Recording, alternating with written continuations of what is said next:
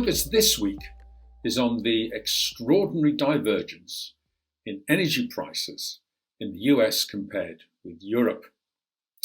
And we'll suggest that the prospect of sky-high prices for natural gas this winter looks set to mean recession in Europe and the UK is almost inevitable. By contrast, the strength of the US economy means that the Federal Reserve will have to keep on raising interest rates until they engineer a recession there. When the price of gasoline in the United States rose above $5 a gallon back in June, many ordinary Americans thought a US recession would swiftly follow. High gas prices equal recession. It's part of the received wisdom in the US. And as the yield curve inverted, initial unemployment claims started rising, many professional forecasters agreed. Well, things look very different now. Yes, the yield curve is still inverted, but gasoline prices have fallen to $4 a gallon. Unemployment claims have stabilized at a very low level, and the US consumer, they've showed their strength, surprising the pessimists.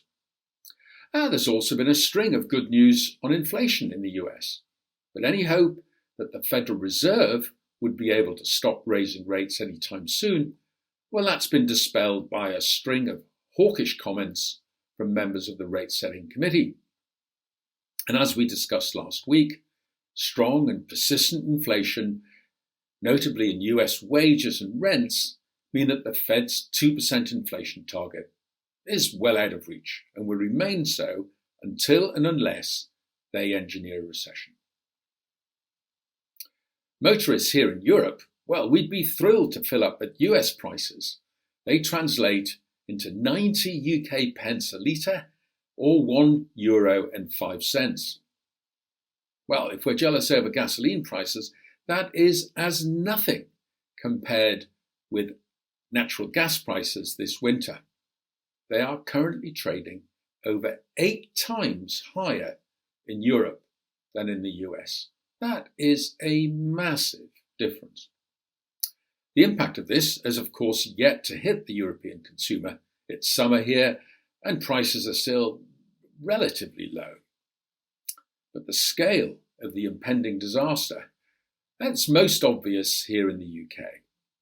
The typical energy bill, that started the year at £1,277 in annual terms, and it's set to rise to £3,600 from October. We get the exact figure on Friday.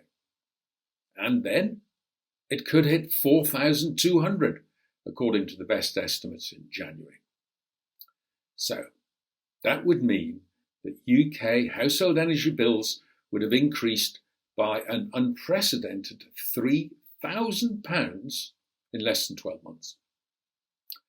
Now, there's already some relief planned by the government, but whoever wins the race to become Prime Minister and takes office next month will be forced to extend this dramatically. We are in for a few weeks of relief here in the UK.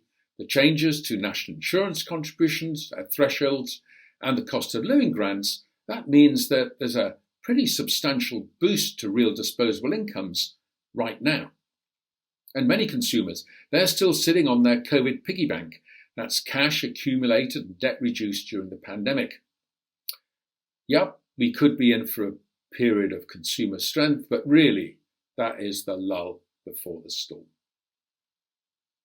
It's hard to escape the conclusion that the economic prospects are much better in the United States than in Europe.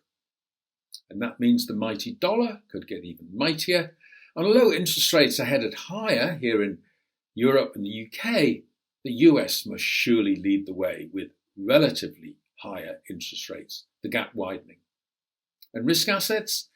Well, rising interest rates and recession, they do not add up to a bull market in equities, in my humble opinion.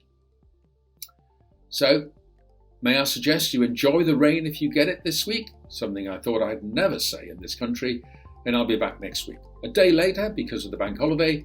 Until then, goodbye.